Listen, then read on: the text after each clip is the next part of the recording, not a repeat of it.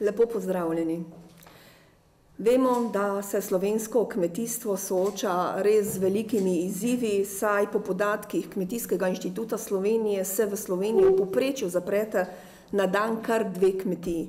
Mislim, da je to zares zaskrbljujoče, kakšne razmere so praktično v državi, da se to dopušča, namesto da bi se vendarle sledilo temu, da se kmetije v Sloveniji ohranjajo in da jim seveda vse vzpostavi tudi delovanje, okolje za delovanje. Zato se sektor kmetijstva izdatno krči, kar občutijo potrošniki, saj ponudbe kakovostne domače hrane praktično primanjkuje, težko se jo dobi, mogoče na raznih tržnicah, kaj več pa od tega ne. Hkrati s tem, da se spreminja slovenska kmetijska politika, se spreminja tudi evropska kmetijska politika in pričakovati je, da bo se spremenila posledično zaradi nove finančne perspektive 2021-2027 tudi slovenska kmetijska politika. Želim pa, da bi ostala Slovenija neto prejemnica in da bi s svojimi programi še naprej lahko omogočala v takem obsegu kot danes obdelano podeželje in kmečko življenje na hribovskih kmetijah. Izzivi našega kmetijstva so naslednji in jih je kar nekaj. Slovenskem kmetijstvu je potrebno zaustaviti negativne trende staranja kmečkega prebivalstva in vse moči, znanje in zakone usmeriti v smer pomlajevanja starostne strukture kmetov. Praktično v Sloveniji je povprečen kmet star že skoraj 70 let, kar je to zelo zaskrbljujoče, če želimo govoriti ob tem, da imamo obdelano podeželje in da imamo dobre kmetije. Novi Sloveniji smo že večkrat izpostavili vidik nedodeljevanja štipendij za poklic kmeta. Le-ta so zaradi nekonkurenčnih pogojev, katerim so izpostavljeni mladi kmetje v primerjavi z vrstniki v drugih poklicih, povsem nezanimivi. Izboljšanje položaja in večjega zanimanja za opravljanje kmetijske dejavnosti je mogoče le, če zagotovimo mladim, ki so zainteresirani za prevzem kmetije in s tem kmetijske dejavnosti, da bodo lahko svojim delom na kmetiji preživljali svoje družine in tudi imeli nekaj prostega časa za družino.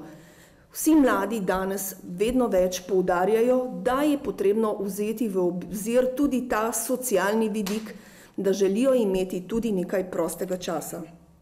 Za ohranjanje poseljenosti podeželja in pridelave zdrave hrane je obstoj družinskih kmetij izredno pomemben.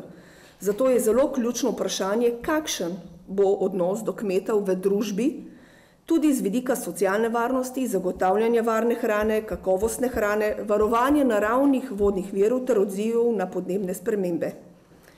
Urediti bo potrebno status dopolnilne dejavnosti in prve predelave kmečkih pridelkov, kar bi zelo povečalo konkurenčnost slovenskih kmetov in večjo dostopnost do lokalno pridelane hrane. To imajo v Avstriji zelo dobro urejeno. Prizadevanja Nove Slovenije so že kar nekaj let na tem področju, da se dopolnilne dejavnosti vendarle na področju prve pridelave hrane odpravijo in da se prva pridelava hrane lahko vključi tudi kot katastrski dohodek. Na tem mestu bi rada izpostavila tudi prizadevanje Nove Slovenije, da se uvede tako imenovani gospodinjski dodatek, ki bi bil namenjen vsem starejšim ženskam nad 65 let, ki imajo nizke pokojnine in z varstvenim dodatkom ne presegajo 525 evrov prihodkov. To se mi zdi, da je izjemno pomembno. S to smo v dogovarjanju tudi z našim ministrom Janezom Ciglerjem Kraljem, da se na nek način ženskam, ki so delane na kmetiji, skrbele za družino, otroke, niso uporabljale niti vrtcev, imele so praktično nobene porodniške, niso koristile, ker so bile pač doma in zelo pogosto tudi nezavarovane, zato nimajo niti neke, bom rekla, pokojnine iz tega naslova, da se jim vendarle prizna njihovo delo za ohranjanje slovenskega podeželja in slovenstva. Sem pa zadovoljna, da je minister Janez Cigler Kralj prisluhnil vsem kmetom, ki so bili desetletja diskriminirani in so kljub plačanim prispevkom za večji obseg pravic prejemali nižje pokojnine. Sedaj se je ta krivica po dolgih letih in prizadevanjih končno odpravila in to je tisti prvi korak k odpravljanju krivic tudi za kmete, za slovensko kmetijstvo. Hvala. Ja, in lepo zdrav tudi v mojem imenu. Vsi lepo pozdravljeni. Jaz bom mogoče majčkeno bolj po domače, ker sem tudi kmet in mi verjetno besede in tako naprej stavki ne grejo tako gladko kot poslanki Ivi. Bi pa povedal naslednje v samem uvodu, da se v kmetijstvu približujemo žal, resnično žal, letom po drugi svetovni vojni, ko je bila obvezna oddaja. Ker vsa te 30 leta po osamosvojitvi je ta kmetijska politika krojila kmetijstvo tako, da smo prišli do dna, do podna, se po domače reče. Kljub temu, da so med drugim vodili tudi nekateri, ki naj bi razumeli kmeta in podeželje, smo predvsem podeželje resnično prišli do takega nezavedljivega položaja. Glejte, če začnem samo pri tej stvari, da niti tu ne uspemo izpogajati kmetje, da bi imeli pravico do kmetovanja. Kaj to pomeni?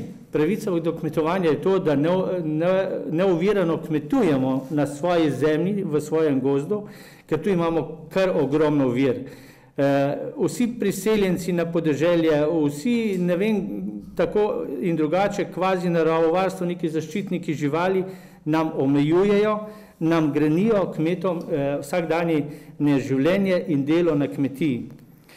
Res je, da nekaj stvari smo kljub temu, če tako rečem, v preteklosti uspeli narediti, tudi z pomočjo kmečkega društva oziroma Nove Slovenije in tudi mene osebno, pa če lahko začnem mogoče pri ustavni prisoji za množično vrednotenje, tu se nam je naredila ogromna krivica, ker so uradniki, če tako rečem, nam vrednotili po tržni vrednosti, ne dejanski vrednosti in se predvsem ta zahodni del Slovenije in osrednji del Slovenije so parcele se dvignile, seveda v računalniku in na papirju, lahko tudi 3-krat in 10-krat. In to je nekaj nerazumljivega zaradi raznih špekulantov in tistih stricov, ki bogatijo na račun korupcije, nam zdaj dvigujejo te cene nepremičnin. Druga stvar, ki je bila v pretekli vladi ali pa že predpretekli pod Mira Cerarja, je bilo davek oziroma vrednotenje, ugotavljanje katastrskega dohodka. Da smo tu, da je ta vlada želela kar preko 1000% dvigniti katastrski dohodek, je resnično unikum v svetu, ne samo v Sloveniji. In seveda z dolgotrajnimi pogajanji in tako smo prišli na tem gozdnem delu nekje na 260%, ampak še zmeraj je to ogromno. Ogromno povečanje. Kaj to pomeni? To pomeni zmanjšanje vseh socialnih transferjev, povečanje pristojbine za gozdne ceste, povečanje obveznega članstva v zbornici in tako naprej. To je potegnilo za sabo en cel regiment dajatev in obveznosti, ki jih takratna vlada verjetno ali se ni želela ukvarjati s tem, ali se jih sploh ni zavedala, ali je pa načrtno delala, to je pa vprašanje za takratno vlado. Ena zelo taka svetla točka je bila tudi zakon o gozdovih, kjer smo le z mukotrpnim delom, sestankovanjem, prošnjem in ne vem še kaj dosegli, da se je vzelo odgovornost lastnika na teh površinah. Vemo, da v 5. členu zakona o gozdovih veleva, da ima sleherni obiskovalec prost vstop v naše zasebne privatne gozdove. In do nedavnega je bilo celo tako, če je veja temu obiskovalcu padla v mojem gozdu kamorkoli ali pa če se je spotaknil, zvil v nogo, sem odgovarjal jaz. Tega smo, hvala Bogu, zdaj v zakonu tudi ven vrgli, tako da je vsaj ena svetla točka. Je pa res, da je, zelo radi govorimo, to, kar sem že omenil, o dobrobiti živali. Kdaj se bomo pa začeli pogovarjati o dobrobit kmeta, dobrobit kmetice, ki kmetujemo? Zato bi res predlagal, in se bom tudi na vse kriplje zavzemal, da poskušamo najprej pridobiti pravico do kmetovanja, večjim kmetom omogočiti normalno kmetovanje, ker velike družbe in veliki kmeti ne rabijo podpor, ne rabijo zakonov, ampak samo, da jih pustimo na miru in da kmetujejo. Seveda, vse tisto, kar sem že prej povedal, od katastrskega dohodka, vrednotenja, to je treba ponovno odpreti in začeti znova stvari postavljati na tako stvar, da bo nekako življenjsko tudi za kmeta. Vemo, da trgovci in predelovalna industrija kuje dobičke na račun kmeta. Tu bo treba nujno izpostaviti sledljivost od vil do vilic, ne da uvažamo ne vem koliko staro hrano iz tretjih držav, tretjega sveta, tu pa na policah pa piše pridelano in rejeno v Sloveniji. Vse to se dogaja v Sloveniji, kjer naša politika tega nekako noče videti in noče spoznati. Tu so še zveri in divjad. Lejte, poslanka je govorila že o dnevnem zaprtju 2-3 kmetij na dan. 1000 kmetij na leto. Tu je tudi velik vzrok divjad in zveri. Moji kolegi kmetje opuščajo kmetovanje, zato ker ne država, sploh pa Ministrstvo za okolje in prostor v preteklosti ni imel nikakršnega posluha. Res pa je, da smo tudi v predvolilnem času zbornice, bi v tem trenutku si vzel to priložnost in izkoriščam in bi povabil resnično vse člane zbornice, da grejo na volišča in seveda obkrožijo, predvsem, da bi bila udeležba večja, s tem pa tudi, da obkrožijo tiste, ki smo v tem času v preteklosti že kaj dobrega naredili za slovenskega kmeta. Hvala.